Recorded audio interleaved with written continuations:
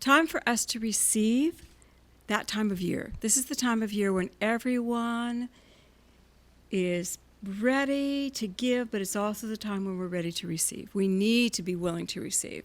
Got it? Have you been focusing too much on giving? Yeah. So you want to relax. You want to say, okay, universe, I'm ready to receive all the gifts the universe has for me. And that's what we want. We want that beautiful energy of God love. So the service that came today is very interesting. So I'm just going to give it to you as received, okay? All right. The birth of the Christ, this is what we celebrate when Jesus came, because he was the one that could bring the energy of the Christ onto the earth, live in the human body with all of the temptations and frailties and ego structures, and still be the Christ even through that dynamic. And so we are so aware of the gift that he brought. We're so aware of the just beyond our ability to comprehend. But we know that he was able to do that because we feel the gift that he gave. So when we feel that love, when we feel that love of God, the love of Jesus Christ moving through us, it's a literal sensation, is it not? Yes? It's not a mental concept. And the channel that allows us to feel that love cannot be destroyed. I want you to know that. The channel that allows us to feel the love of the Christ is a channel within us that we own. It cannot be disrupted without our permission. It cannot be destroyed. We are connected always with God, always with Father, Mother, God, always the Christ within. So if we know that, then we can always, no matter what is happening around us, reference back to that energy. We have access to it. We can suppress it and we can deny it, for sure. But the energy is real. It is a part of us that is one with God, and Jesus brought that love opening to reconnect us to God. He made us aware of it. He made it alive within us again, so that we could become our own destiny. So what they've asked me to do today is to work us through the story. Most of you know the story, yes, of Jesus' birth, of all the events and all that happened and how magical it was. So when we read the story, we're also reading the story of our own awakening. So we are awakening to that inner Christ, and the story gives us the steps. There are 7 steps. To awaken to your own divinity, and then how to live it here on the earth plane. Before the birth, there was receptivity. The people on the earth had to be receptive. The shepherds were in place, the wise men were ready, the Essenes, the group of people that his parents lived with, were ready. Everybody was ready to receive this Christ. They knew it was coming. They'd been preparing for it. Shepherds might not have known, but the wise men knew something was happening. They could tell, astrology-wise, they could feel it. But when he came, there was this beautiful energy that just became, yes. All the beings of earth that had been waiting for him said, yes, it's happening, he's here. And there was a collective celebration and a collective wanting to be a part of that moment when his spirit came. So our minds have to be open to that divine yes as well when we're walking this Christmas. And any time that we're dealing with our own divinity, we have to be open to the possibility of yes, greater's coming for me. Yes, there is more than I know. Yes, I say yes to the divinity of God in me. We need that receptivity in order for things to actually manifest through us. Okay. That's number 1. And how we keep that is we have to remind ourselves, no matter what we hear, no matter what the human segment tells us, no, that's not real. The energy I feel in the channel that moves through me is real. The energy that I felt when I felt God touch me is real. The energy I felt in that special moment is real. And sometimes we have to go back in our mind to those moments where we know we were touched. And we have to stand in the reality of that. That is what is real. So that's our receptivity and then owning. The second step was when we feel our own light, we need to become the nurturing mother. We need to become Mary. We need to hold the light of our own Christ. We need to love it and nurture it and feed it and keep it warm and honor it and realize that it is growing and it needs all of these beautiful things that we can give it to help it grow. Think of the mothering anything. If we're going to mother anything, we need to be aware. We need to love. And sometimes this looks like letting the angels guide you. Sometimes a book will fall off a shelf and you go, oh, I need to read that book. Sometimes you'll get some strange moment where you know you just have to breathe. All of these are the moments of nurturing the Christ within you. You'll have ahas. You'll feel like this is perfect. You'll be the walking person who's actually expecting to be loved by God, expecting to be held in the beautiful blanket of love. That is being the mother energy. And when things happen to you that are very interesting, that are serendipitous, no, this is not a coincidence. It is by divine right. I am nurturing my inner Christ. By divine right, Spirit is bringing this to me so that I can be fed. So you know step number 3 is being the father, being Joseph. How do you think Joseph felt? Okay, this is the plan. Okay, you're going to Bethlehem. Okay, now you got to go to Egypt. Okay, you got to do all of these things so you can keep your family safe. Joseph is being guided to take steps that are out of his norm. But those are the steps that need to be taken so that his nurturing family can be safe. The mother, the baby can be safe. While everything grows within, the father energy has to take the proper steps in the without. And that is something difficult for us, isn't it? When we have to take those steps and Spirit says, I need you to go here or there, or do this or say that, or here's your job over here, go for that one. You know, when we're literally asked to change something in the outer that we have been comfortable with, we know what we're doing. This is when we are the father of that Christ, where we are called to take the steps so that we can provide. It's hard to say yes to those moments, isn't it? It's easier to say, no, this is safer. I know how to navigate this. But to grow the Christ, we have to walk the guidance. We have to walk the guidance. That was number 3. Number 4. In the story, we see a glorious celebration, don't we? We just spoke of that, the glorious celebration of all the beings that were gathered that night. The wise men came later. They took Jesus for purification, and there was a priest who loved him and said, I know. They saw the signet of the master in his brow, in his eyes. This is the one we've been waiting for. Remember the story of the older woman, 84 years old, got on her knees to worship him, the baby, and an angel appeared and said, don't do that. He is worthy of all praise, but he is Christ. He is a child of God. Worship God. Love him. All the celebration, everyone who could see who he was, saw who he was, and they were so excited. That particular priest had asked God, please don't take me from the planet till I see him. Remember that story? He saw him. He said, I can go now, God. You can take me. I have seen him. They saw, they trusted, and they stayed in the celebration. So, for us, it's hard for us to stay in the celebration of where we're going, isn't it? It's hard for us to celebrate our inner Christ. Yay, us! Yay, us!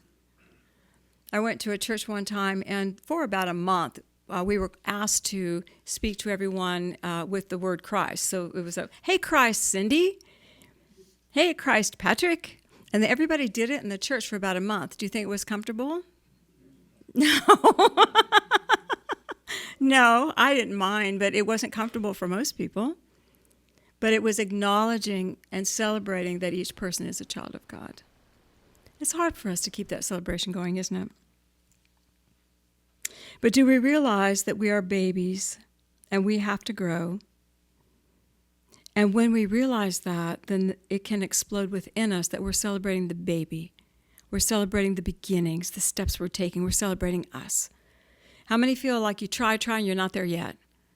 Not one hand went in the air, guys. Not one. But some of you guys may be there. Okay, we got one. You try, I'm not there yet. But we can still celebrate the growth, the baby that's growing through these situations, growing through the becoming, and to become patient with our growth. So, number 5. Everything is easy so far, right? Till you hit number 5. Number 5 is Herod. You know the story of Herod, do you not? Herod found out that a baby had been born that would be the king of the Jews, and he said, that shall not happen in my reign. And so he went to find Jesus. Joseph had already taken him to Egypt. They were safe. John the Baptist and his mother Elizabeth were not. They had to go into hiding.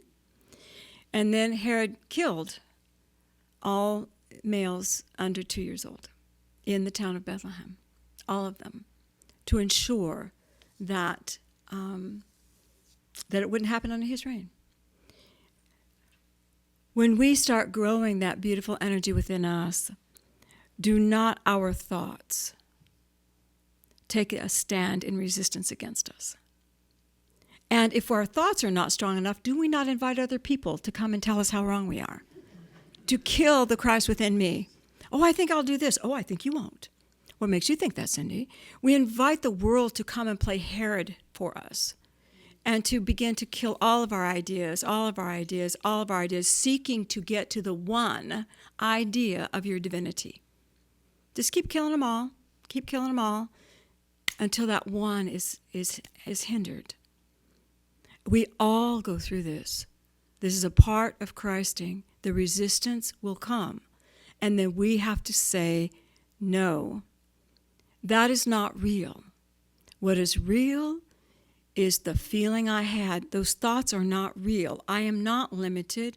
What is real is the feeling of the Christ in me that I have. Even if I haven't felt it in a month, it's real. You got me? And this is the point where we make our pathway easy or challenging. Because if I'm going to say that was real, but Patrick had a point, or so-and-so had a point when they were criticizing me. They did have a point. I am not there yet. Once I give that power outside of self, how much can I celebrate what was real within me? How much have I given Herod one of my precious divine ideas? Okay? So bringing it home and saying no to the resistance. So, if we can stand in the love and excitement of what we felt in the beginning, all of this can pass easily. Thoughts may not be aggressive. They may be just uncertainty and doubt. And those are the most powerful because they lead you to fear. Because they make you start fearing that you're thinking wrong. And when you begin to fear your own inner process, then you're losing contact with that feeling within you. You will be afraid for your own life because Herod takes your life. And you'll be afraid you will die, and parts of you will die. But in the transformation, greater is being born. We move from lesser to greater. And so this resistance helps us refine ourselves. But we need to be mindful as we walk through it.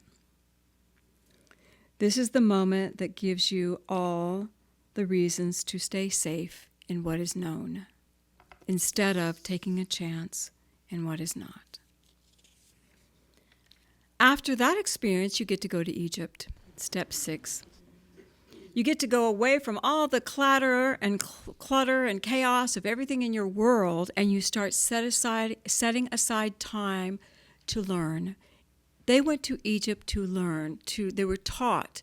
The moms were taught how to teach the children. This was a time to recenter, to meditate, to take private energy so that you could build the strength of who you are. And we all take that, don't we, at some point? We'll go to a retreat. We'll go to class. We'll make sure we're meditating. We'll do what we know to do and calm all the outer voices when we do it. And we'll stay there for as long as we need to. Our friends don't like it, most of them. But we'll do it. We'll stay there for as long as we need to. And you will meet other people that live there. And they will teach you, this is how I follow the Christ. You find the way you need to follow the Christ. And you will learn. And you'll be with people who understand the process that you're going through. It's a very powerful time. In that, you will realize that you can be what you choose to be, and that you are safe in your own beliefs of God. And then step 7, the last step. Now it's time. You are called back into the world, and you are called back into the world to be who you have become aware that you are. You are called back into the world to give your gifts, to be the Christ, to share your talent with the world, your beliefs, to live your beliefs, to live your beliefs, to live your convictions. We may not be walking on water at this point, but at least we know that we know. At least we can go back and remember the feeling, remember the connection, remember God, remember the Christ, remember Jesus. We feel it. And nothing can shatter that, take it, or disrupt it. And we take that with us as we go out into the world. And that is our step 7. You will be stable in your knowing, ready to give your gift. And they said this. These are the 7 phases of awakening in the story of Jesus' birth. We are all doing these steps in varying degrees. Some of us like to do 2 or 3 at a time. Overachievers, maybe. But we will all experience all of them. Have you not? Do you not resonate? We all experience these things. So, but we are growing our Christed awareness, which opens the Christ experience, which will lift the world. The birth of Jesus into this earth plane, there was no doubt a miracle. It was a miracle in itself because he commanded love. And when we hear the story, do not we want to be there too? Do not we want to be in that moment where he came and he was celebrated? But here's the deal. When we go into that moment where we can feel the celebration of his birth, his coming onto the earth, we, from our vantage point, know what's going to happen to him, don't we? We know the story. We've read the Bible. We know it's going to be difficult. We know people are going to shun him. We know he's going to have a following of hundreds of people who will turn on him in a heartbeat and disappear because he says something they don't like. We know that's going to happen.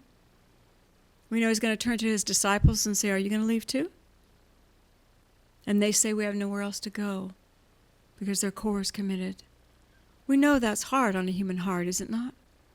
We know that he'll be judged. We know that he'll be crucified. We see the whole story between the point of glory at birth and the point of glory of ascension, do we not? But when we look at the birth, what do we see? We don't think of the story, do we?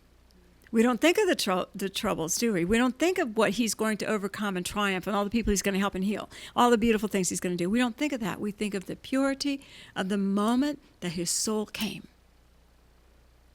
And at Christmas, that's when we also want to focus on the purity of the moment of our soul's entries, the people we love, the people around us. We don't want to look at your stories. We don't want to remember your hardships. Yeah, you're doing good. We want to see your purity. We want to love that Christ in you that came to share your light with the world. You hear? And metaphysically, we can do that as we celebrate Christmas. We can do that. We can keep our eye on, I am divine by right. You are divine by right. You slapped me yesterday. I don't care. You're still divine by right. You know, it's okay. I am divine by right. And we can keep our eyes celebrating that we're all on this journey to Christ as he showed us how. Are you feeling it? So we feel the love within us, and we know that the story of our evolution, we will go through all of those steps. But the story of our evolution is our story. It does not define the purity of who we are. It allows us a way to express. Okay. We know the light he brings. We know the light he brought to the earth. We see in him the complete love of Father, Mother, God. The pure in heart will always be seen by the universe, and the pure in heart will always see the universe in each other. And the pure in heart is simply those who can feel that moment that was real. It's nothing that you have to do. It's that you have to remember. You felt it, you felt it, you felt it, it's real. That's a pure in heart. So we celebrate the gift that he gave and our oneness with God. All right. Every year, this becomes a very beautiful moment to the planet because there are so many hearts that open. There's Christianity. Every Christian opens their hearts, but even those that are not Christian, that hold the principles of Jesus, that hold the energy of love, and that want good for the world, they have that Christ spark open within them as well. And it creates a shift in race consciousness so that we can receive the gifts from the angels. We can know our oneness and receive those gifts. So that's what we want to do. We're going to anchor this in. Do y'all feel good with the message? All right, well, let's anchor this in our hearts. So put your feet on the floor. Take a breath.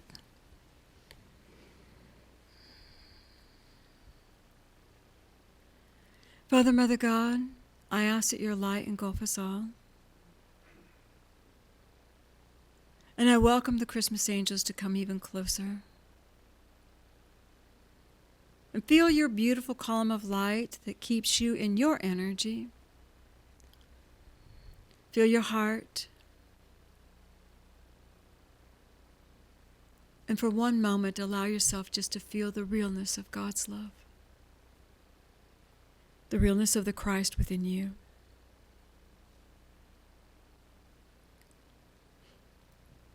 And as your heart expands, feel a beautiful Christmas angel step into your column. Feel the divinity, the cosmic love and light between the Christmas angel and you.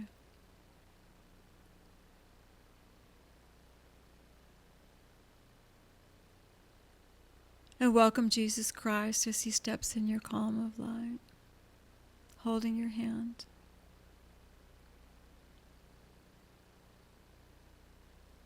And just feel as he just begins to lift you up, you, your Christmas angel, Jesus guiding. And just imagine that you can go back just to see a small space in time long ago. You may see something below at the earth, but look at the skies, the space and time when his soul came to the earth. Feel the celebration the universe had for him.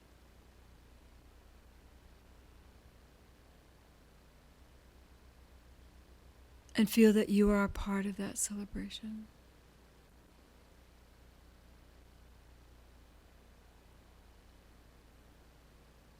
Say yes to being one with the divine light, celebrating the Christ in you and him and all.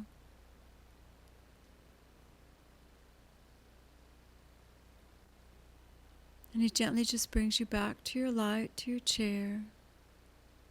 And he looks in your eyes. Feel the love between you. Constant. Perfect. Pure. And there's nothing you have to do but be who you are. Child of God. Take a breath, and once again, send your love into the room.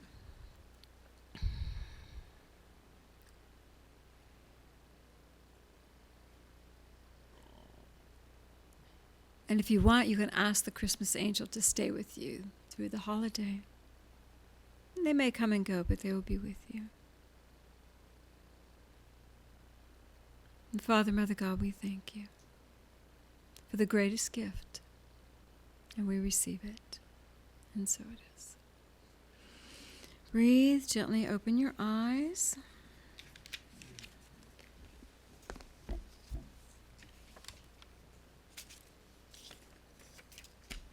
Merry Christmas.